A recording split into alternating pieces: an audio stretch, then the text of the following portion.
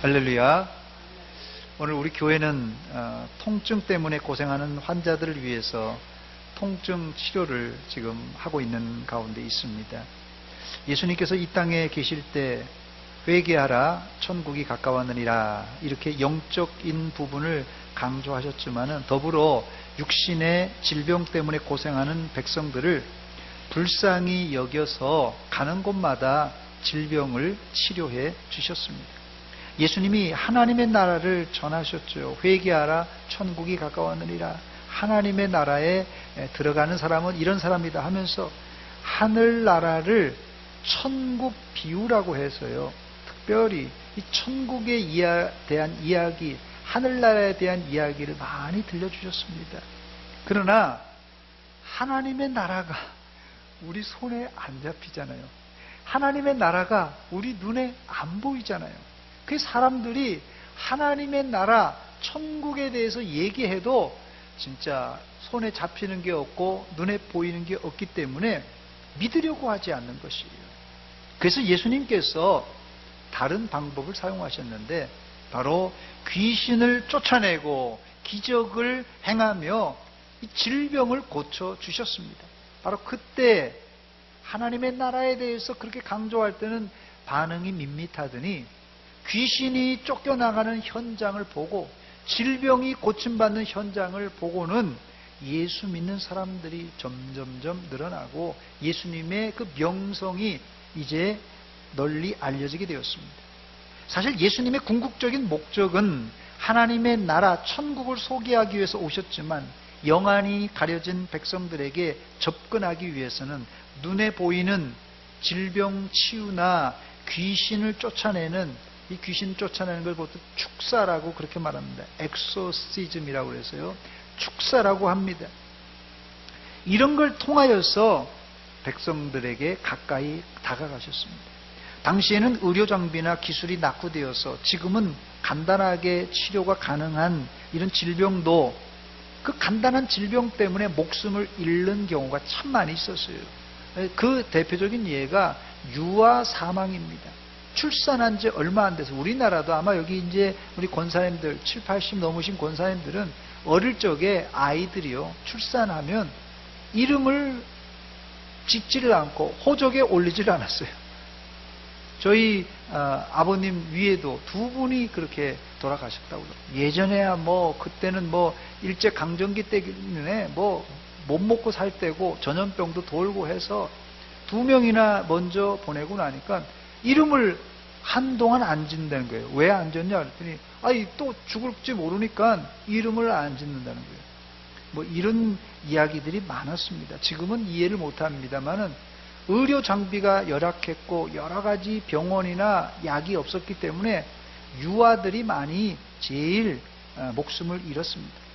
그래서 예수님은 그들을 불쌍히 여기셔서 그들에게 다가가 직접 치료해 주셨습니다.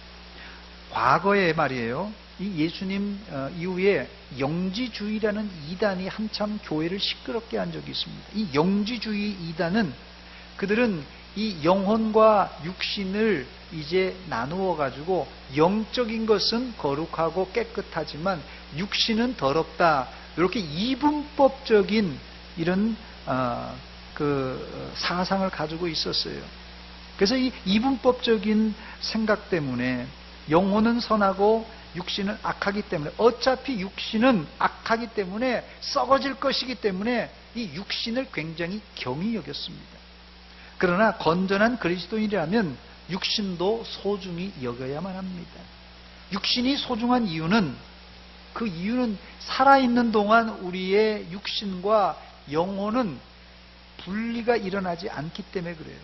우리의 몸과 영혼이 이론적으로는 육신하고 영혼하고 분리될 수 있습니다. 이론적으로는. 그러나 실제로는 분리될 수 없기 때문에 육신의 건강과 영혼의 건강은 매우 밀접하게 연결되어 있습니다. 그래서 이런 이 서양의 속담이 있죠. 건강한 신체에 뭐요? 건강한 정신이 깃든다. 이 건강한 신체에 건강이 정신이 깃든다는 이 속담이 나온 것입니다. 여러분이 아프면은, 여러분이 아프면 몸만 아픕니까? 몸만 아픈 게 아니에요. 당연히 이 정신도 스트레스를 받아. 몸이 아프면 이게 정신적으로 스트레스 받게 됩니다. 그러면 정신만 스트레스 받나요? 우리 영혼도 육신의 질병 때문에 꼼짝 못하고 정신적으로 스트레스를 받아서 타격을 입게 되면 우리 영혼도 큰 타격을 입습니다. 몸이 아파서 들어누워 있으면 기도를 제대로 할 수 있겠어요? 성경을 보겠어요? 예배를 드리러 나오겠어요? 이런 영적 활동이 중단돼 버리면 우리의 영혼에도 치명적인 손상이 있습니다. 물론 이 건강하고 성숙한 그리스도인이라면 아파도 굳굳이 기도하고 아파도 찬송하고 아파도 하나님 말씀대로 순종하며 살아야만 합니다. 아멘. 그러나 그것이 마음처럼 쉽게 안 되는 거예요. 목사도 아프면 이게 잘 안 돼요. 이게 우리의 한계입니다. 여러분 저를 한번 따라서 하시기 바랍니다. 아파도 믿음 지킵시다. 그래서 어떤 목사님이 그러더라고요. 신방을 갔는데 어떤 권사님이 그냥 수술을 하고 나서 너무 아프니까 막 아프다고 막 목사님한테 막 짜증을 내더래요. 신방 가서. 그 목사님이 버럭 화를 내면서 권사님답게 좀 아프라고. 권사님답게 아픈 게 뭔가? 아픈데 어떡하나? 우리가 예수 믿는 사람들은요, 이 아프더라도 이런 영적 품위를 지켜야 됩니다. 영적 품위를. 그래서 아파도 믿음으로 우리가 그거를 극복해야 됩니다. 우리의 몸은 소중한 것입니다. 우리의 몸은 하나님이 직접 창조하신 명품 중에 명품입니다. 그러므로 이 땅 위에 살면서 우리 각자가 우리 몸을 소중하게 여기고 잘 가꾸고 건강하게 만드는 것, 이건 여러분 각자에게 주신 책무입니다. 의무예요. 이거는 질병이 걸리는 경우가 불가항력적으로 지난번에 메르스가 한번 지나가고 무슨 여러 가지 질병들이 그냥 지나가서 바이러스로 그냥 할 수 없이 불가항력적으로 전염되는 것이 어떻게 하겠습니까? 그런데 대부분의 질병은 말이에요. 특별히 성인병 같은 경우는 자신의 부주의와 제가 강조하는 건 생활 습관병이에요. 지금 그래서 요새 의사 선생님들도 생활 습관을 바꾸라고 그렇게 얘기를 많이 합니다. 당뇨니 혈압이니 이 성인병들 고지혈증이니 이런 것 거의 다가요. 이게 생활 습관 또 식습관 이런 것이 잘못 이루어져서 된 것이에요. 다른 말로 하자면 내가 이 습관을 식습관이든 생활 습관이든 이게 잘못 들여져서 발생하는 경우가 종종 있다는 것이에요. 그래서 예수님도 인간의 영혼 치료를 아주 소중하게 여겼습니다만은 육신까지도 소중하게 여기시고 치료해 주셨어요. 그러니까 여러분들이 질병의 불가항력적인 바이러스에 의한 불가항력적인 질병이야 어쩔 수 없겠지만 여러분들이 이 생활 습관 병이나 또 여러분의 부주의로 일어나는 것은 최대한대로 막아야 됩니다. 그게 여러분들의 책무예요. 의무입니다. 첫 번째 오늘 본문은 예수님께서 중풍병으로 고생하는 환자를 치료하는 장면입니다. 중풍병자가 어떻게 고침받았습니까? 중풍병자가 어떻게 고침받았습니까? 중풍병은 예나 지금이나 거의 불치의 병에 가깝습니다. 혹시 여러분들 우리 청년들 중에 혹시 남자 여우라는 말을 들어봤어요? 남자 여우? 못 들어봤어요? 우리 청년들은 잘 모르는 거 같네요. 남자 여우, 우리 어른들은 다 들어보셨죠? 몰라요? 저 한번 해독해보세요. 우리 한번 선생님. 예. 남자는 left, 여자는 right. 역시요. 예. 자, 남자 여우가 이게 바로 이 중풍병의 일반적인 법칙입니다. 그래서 남자는 중풍병에 걸리면 보통 좌측으로, 여자는 보통 우측으로 중풍병에 걸리는 것입니다. 아마 경험이 있는 분들은 잘 아실 텐데요. 근데 남자도 말이에요. 좌측으로 걸리는 게 아니라 남자도 우측에 걸리는 경우가 있고 여자도 또 우측에 걸리는 경우가 있어요. 그런 경우 봤습니까? 이런 경우도 있습니다. 근데 드물어요. 만약에 남자가 우측으로 또 여자가 좌측으로 걸리면 이거는 중풍병 중에서도 힘든 병입니다. 고치기가 힘들어요. 그래서 반신불수라도 내가 이 방향에 따라서 좀 수월하게 치료될 수 있고 더 힘든 치료가 수 있다는 것입니다. 그런데 오늘 본문의 중풍병자는 침상째 메고 온 것을 보니까 반신불수도 아니고 전신불수 환자였던 모양입니다. 전신불수, 즉 움직이지 못하는 환자가 어떻게 예수님께 나와서 치료를 받았던 것입니까?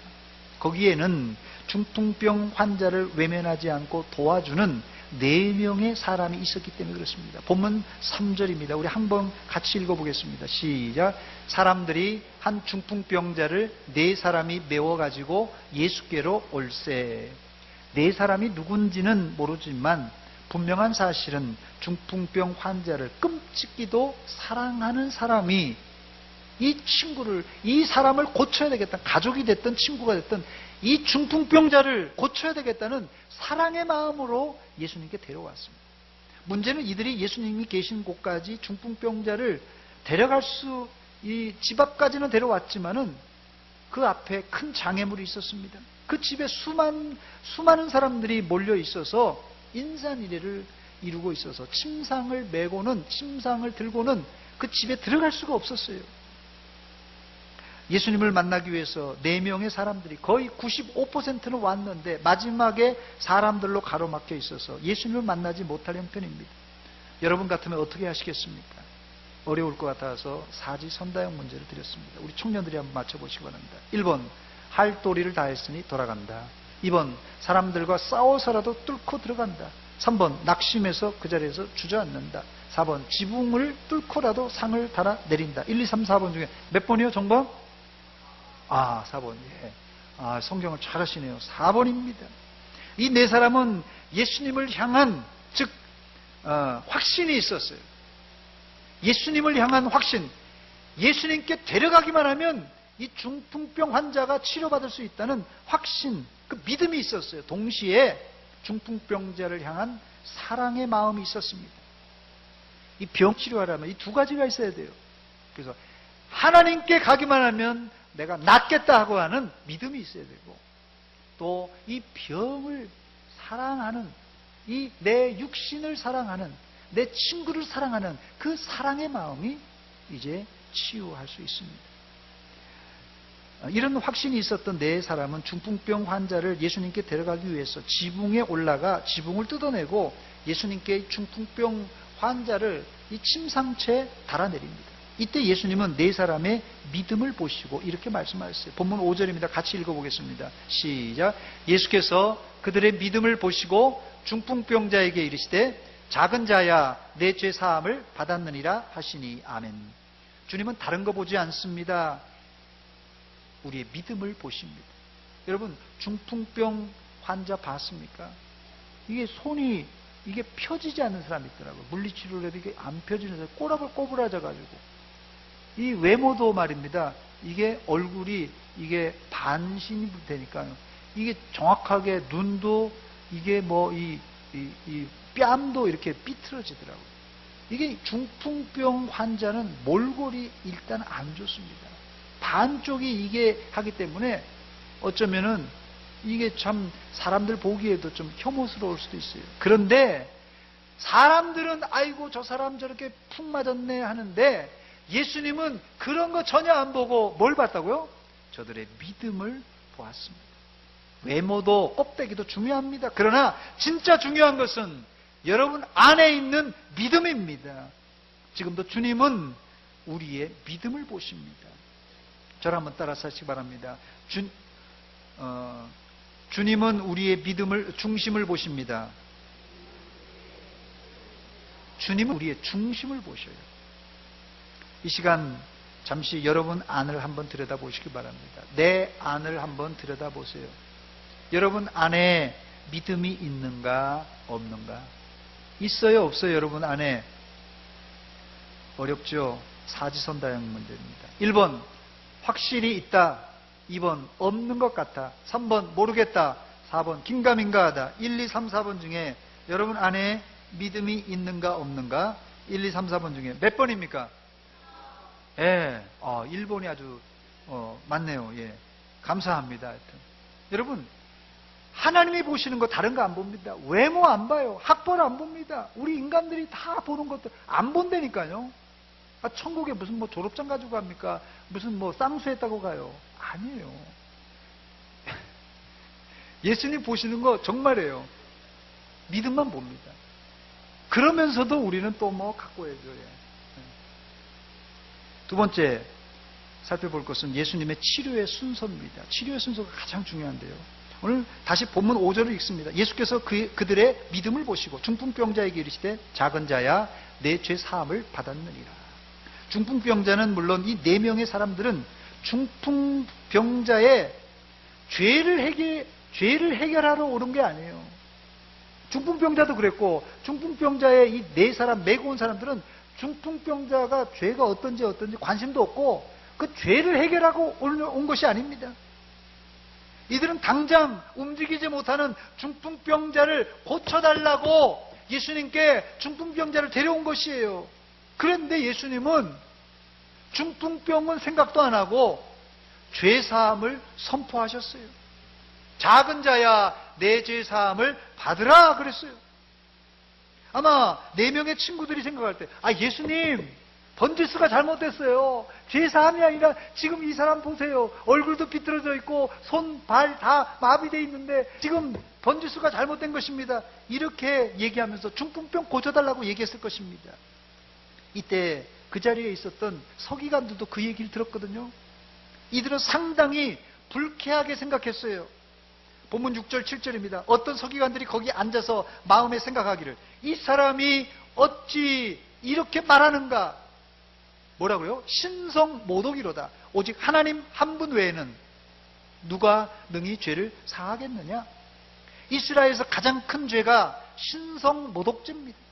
하나님의 이름을 망령되게 하거나 하나님을 향하여서 불경한 것, 불경죄, 이게 신성모독죄입니다. 이런 죄를 지은 사람은 누가 되었든지 확인되면 돌로 던져도 그건 다 괜찮아요. 돌로 죽여도 괜찮습니다. 현장에서. 이 사실을 예수님은 금방 눈치챘습니다. 그리고는 서기관들에게 한 가지 질문을 합니다. 본문 8절 9절입니다. 그들이 속으로 이렇게 생각하는 줄을 예수님께서 곧 중심에 하시고 이르시되 어찌하여 이것을 마음에 생각하느냐. 중풍병자에게 내 죄 사함을 받았느니라 하는 말과 일어나 내 상을 가지고 걸어가라 하는 말 중에서 어느 것이 쉽겠느냐. 여러분이 생각할 때 둘 중에 어떤 게 쉽겠습니까? 죄 용서 받는 것이 쉽습니까? 중풍병을 고치는 게 쉽겠습니까? 사실은 둘 다 불가능합니다. 둘 다 불가능해요. 죄사함은 하나님이 죄사함하는 거죠. 누가 하겠습니까? 중풍병, 지금 현대의학으로도 불치병인데 이거 둘 다 불가능합니다. 그래도 쉬운 게 뭐냐 한다면 병을 고치는 일입니다. 그러면 예수님께서 쉬운 중풍병만 고치고 그냥 돌려보내면 될 텐데 왜 이렇게 죄사함을 주시면서 서기관들에게 흠잡힐 일을 하신 것입니까? 그 이유가 있어요. 그 이유는 예수님이 의도적으로 그렇게 하신 것입니다. 예수님이 일부러 이렇게 하신 이유는 뭡니까? 본문 10절에 나와 있어요. 10절 한번 비춰주시기 바랍니다. 같이 읽습니다. 시작. 그러나 인자가 땅에서 죄를 사하는 권세가 있는 줄을 너희로 알게 하려 하노라 했습니다. 이제까지 저도 이 본문으로 설교를 여러 차례 했습니다만은 이제까지 우리가 눈여겨봤던 것은 뭡니까? 여러분들이 관심 가진 게 뭐예요? 중풍병을 고쳤다는 것이에요. 중풍병을 어떻게 고쳤다고요? 4명의 사람이 침상채 메고 왔을 때 예수님께서 저들의 믿음을 보시고 중풍병을 고쳤다는 게, 이게 우리가 이제까지 들었던 설교, 또 제가 했던 설교의 중심이었습니다. 그러나 이 말씀을 잘 분석해 보면 사실은 이 중풍병을 고치는 것은 한쪽 일부분일 뿐이고 이 본문의 핵심은 믿음으로 중풍병을 고치는 것이 아닙니다. 당장 중풍병 든 사람과 4명의 친구들은 중풍병 치료가 급했지만 이것은 본문의 중심이 아닙니다. 사실 본문의 구성의 전체 내용 중에서도 이 치료는 사실 한쪽 부분에 불과합니다. 그렇다면 이 본문의 중심이 무엇입니까? 즉 예수님의 의도가 있습니다. 그 의도가 뭐냐는 것이에요. 10절입니다. 그러나 인자가 땅에서 죄를 사하는 권세가 있는 줄을 너희로 알게 하려 하기 위해서 이렇게 했다는 것이에요.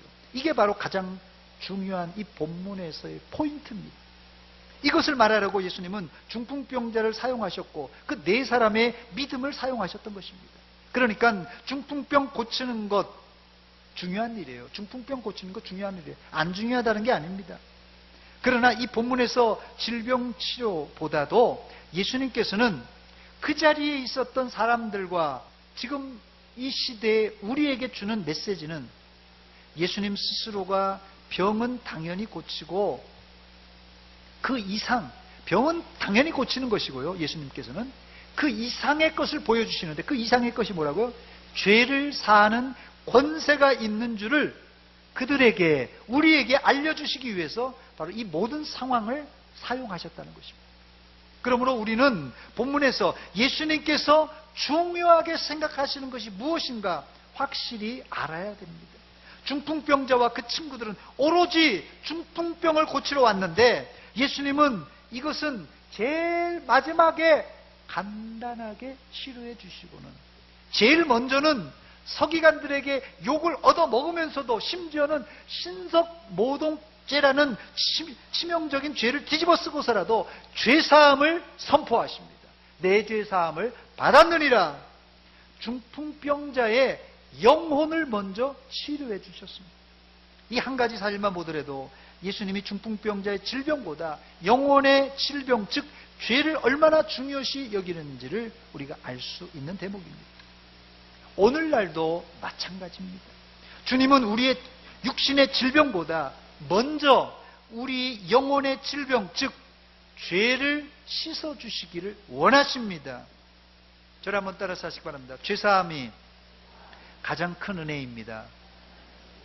여러분, 질병 치료받고 이것도 뭐 할렐루야 뭐 뻥쭉뻥쭉 뛰겠지만 죄사함이 가장 큰 은혜입니다. 은혜 중에 은혜가 죄사함입니다. 그래서 중풍병자에게 중풍병보다도 먼저 죄사함을 선포하셨던 것입니다. 그런데도 우리는 눈에 보이는 질병, 당장 불편한 질병에만 매리지 내 영혼이 죄로 말미암아 시커멓게 썩어 있는데도, 양심에 털이 그냥 숭숭숭 나 있는데도, 양심이 마비되어서 우리 눈에 안 보이니까 시침이 뚝 떼고 껍데기만 딱 앉아 있는 거예요. 시침이 떼지 마세요. 시침이 떼지 말아요. 우리는 그냥 뭐 아무 일 없었던 것처럼 그냥 껍데기가 괜찮으면 괜찮은 거예요. 아닙니다, 여러분. 예수님은 여러분 껍데기 안 보십니다. 우리의 중심을, 우리의 영혼을 보십니다. 그래서 여러분, 우리 겉모습보다 우리의 속을 챙겨야 돼요. 하나님이 여러분의 속을 보시면 어떨까요? 어쩌면 답답한 사람이 있을 거예요. 어쩌면 한심한 사람도 있을지 모르겠어요. 제 고백입니다만, 목사인 저도 눈에 보이는 질병 치료, 눈에 보이는 부분에만 신경 쓰고 뭐 안 보이니까 안 보이는 부분이야 대충 넘어가려고 하는 경향이 솔직하게 있습니다. 저 역시도. 그러나 이제 우리 마음을 바꿔야 됩니다. 정말이에요. 여러분, 우리 마음을 안 바꾸면 안 됩니다. 헛다리 짚으면 안 돼요. 예수님이 중요시 여기는 영혼의 치료, 죄사함을 중요시 여기시기 바랍니다.